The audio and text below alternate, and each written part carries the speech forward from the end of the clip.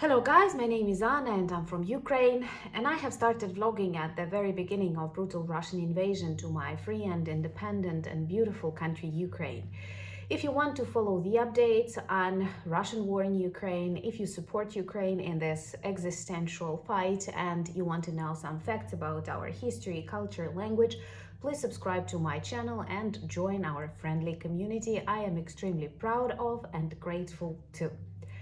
I have returned from Berlin, where I was on a brief, extremely useful, intense and educational trip, and I had this joke on my mind that I have to share with you. Now I realize how Zelenskyi feels because my trip took me more than 24 hours. On the way, I've met lots of really interesting people, collected lots of interesting stories, and my inner writer is like trying to keep the notes of everything. But I'm not sure that all of these stories will be interesting to you, but actually they demonstrate how war interferes in lives of every Ukrainian that I have met on my way from Berlin back to Ukraine. But today I want to speak about a different topic, an extremely important one, perhaps one of the most central when we speak about Russian war in Ukraine and the future of my country, and that is Ukrainian counteroffensive. And also I can give you a couple of advice, what not to ask a Ukrainian. Well, first of all, when you, being an Ukrainian, meet any foreigner who cares about war and wants Ukraine to win this war, the sooner the better, one of the first questions, if not the first, is actually when will the counteroffensive start? First of all, we are not announced about that on radio, and I'm sure no one will. Second, we are all looking forward to it, but at the same time we realize there are lots of things happening, like Russian terrorist acts on Kakhovka Dam and other things. And third, it is not a film, so it will not start like that. But I think finally I can tell you from the signs that we observe inside Ukraine, from the speeches of President Zelenskyi, Putin's address, and also the results of British intelligence services published online, we may say that counteroffensive has finally begun. But once again, as I have tweeted, and you can subscribe to my Twitter, the link is below this video. Surprisingly, I'm discovering this social media platform. People are leaving Twitter, and I'm discovering it because it makes you squeeze your mind into a very short text, but this is actually a concentration of sense, and for me as a linguist, it's interesting to play with that.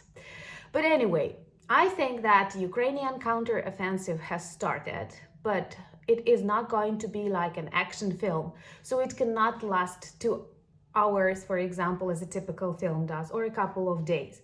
It can take us really long because this is a huge war, perhaps the greatest after the Second World War in Europe.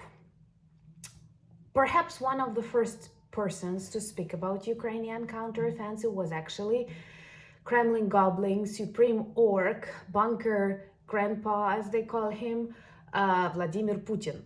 And of course he was saying that like it all started and already ended, but the very fact that Putin, the invader who spoke about special military operation that lasts for 3 days, now talks about Ukrainian attacks and stop of Russian attacks, Ukrainian counteroffensive, fires in Belgorod and all this stuff, demonstrate that Russia is losing this war. So we don't have to lose our zeal and our unity to continue cleaning them out of Ukrainian territories and then, of course, suppressing and leading to the fall of Putin's regime, because otherwise we cannot live normally on this planet. And I'm sure Greta Thunberg will support me in that.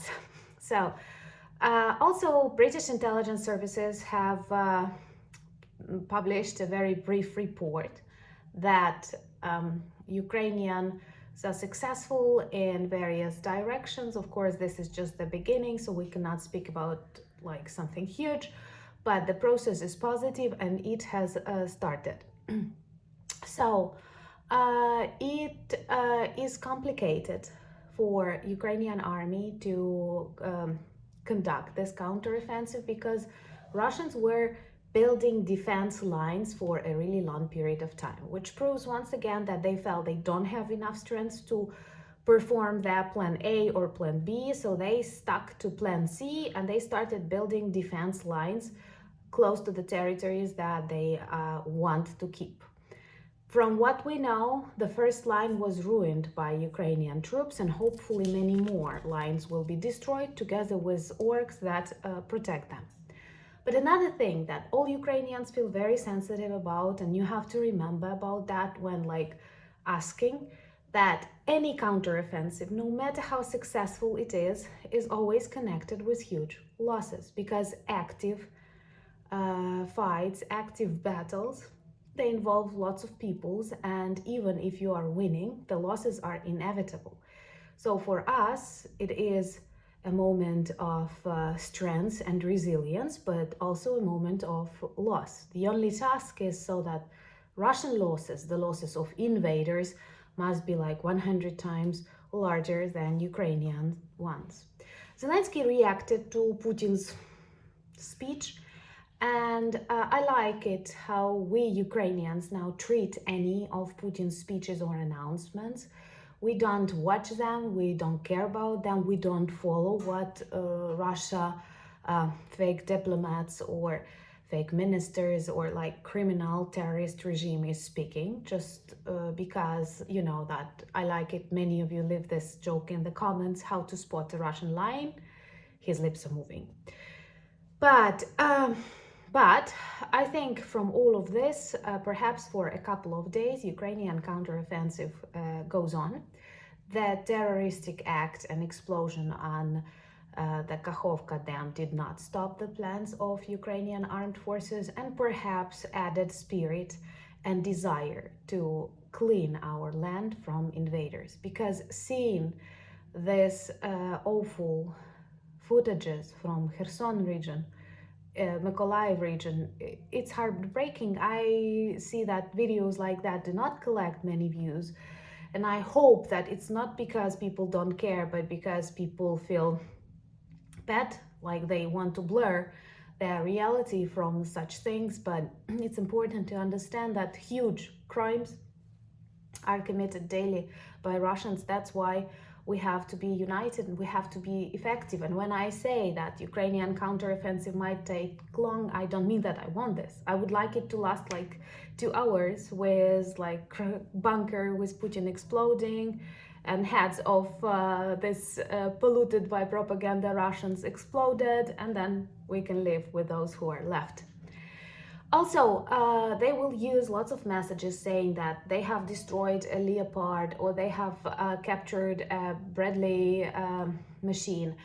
First of all, this is war, so things like that may happen, but this does not mean that Ukrainians have lost a serious amount of weapons or something that you've given them for a fight. Second, there are lots of trophies, military trophies that we take from them. And so it is going to be hot, and when it's hot and you watched once again the films, you've read the books, you know the history, it's always a very destructive moment with lots of blood, with lots of people wounded, with lots of techniques destroyed. That's why our president is constantly asking for more, because it gets burned, destroyed, captured, not because we are bad at it, but because it's war. It's not the Olympics or parade where you drive the tanks, you demonstrate them, but you don't do anything. You actually shoot with these tanks. And for example, if you manage to, I don't know, destroy 50 tanks with one tank and then your tank is destroyed, that's war. Also, I agree with that, and I hope it will change, that Ukrainian press will speak more about the counteroffensive. Maybe they have some milestones they want to reach and update us, because I cannot say you, we are together in it, but I feel like more information is needed to follow the updates and to imagine what is going on. But to sum it all up, I would like to say that first of all, for a couple of days, and literally for a pretty visible time, Russia does not have initiative. It was her desire to invade Ukraine. I don't know why I keep saying, because in Ukrainian, Russia is she. It's very much it. Russia continues protecting itself, building defense structures, but not attacking, not developing new plans. And this is a demonstration that they are losing, and the initiative is ours. And I'm sure that all the strengths, all the powers will help us, because we are protecting our own land. Remember about that if you have any doubts whom to support. And also, we have to be patient, because these are lots of people, lots of territories, lots of weapons, so it cannot be super quickly. And also I would like to thank my Canadian subscribers for sending your Prime Minister Trudeau to Ukraine. Hopefully he liked the visit and it will strengthen our friendship, but we tremendously feel the support of Canada during these difficult times, and we are grateful for that.